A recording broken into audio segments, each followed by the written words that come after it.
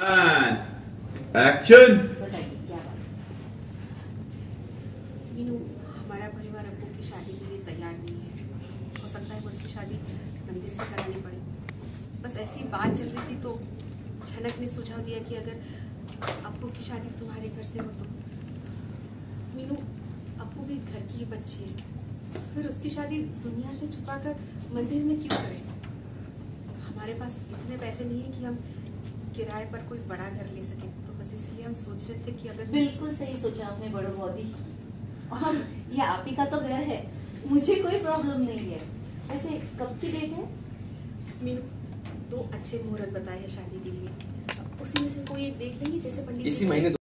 Subscribe करें India forums Hindi को और घंटी के निशान को दबाएं ताज़ा खबरों के लिए। Rolling action. और अब उस बेचारी ने तो उम्मीद पाल रखी कि उसकी शादी धूमधाम से होगी, बारात आएगी, सारे रीति रिवाज होंगे।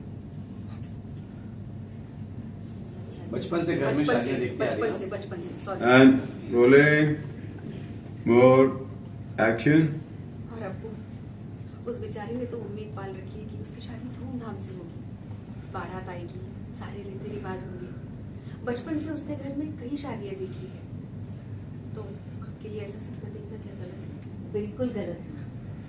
वैसे इस बारे में अंजुम का क्या कहना है? अली चाहता था शादी घर से, उसने सबसे लड़ाई भी की इसके लिए, लेकिन घर का माहौल ठीक नहीं है। हो सकता है कुछ लोग शायद शादी का हिस्सा भी ना बने, अपने कमरे से बाहर ही ना निकले उससे। ये भी हो सकता है कि कुछ दिनों के लिए कहीं और रहने चले जाए। उसने सबसे लड़ाई भी की इसके लिए, लेकिन घर का माहौल ठीक नहीं है। और शादी जैसे खुशी के मौके पर लड़ाई झगड़ा हो, ये कैसे अच्छा लगेगा? हो सकता है कुछ लोग शादी का हिस्सा भी ना बने, अपने कमरे से बाहर तक ना निकले, या फिर कहीं और कुछ दिन के लिए रहने चले जाए।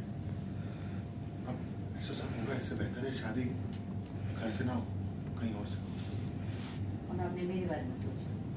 तो किसी काम से कोलकाता आई हो? Sorry roll and action. बिल्कुल।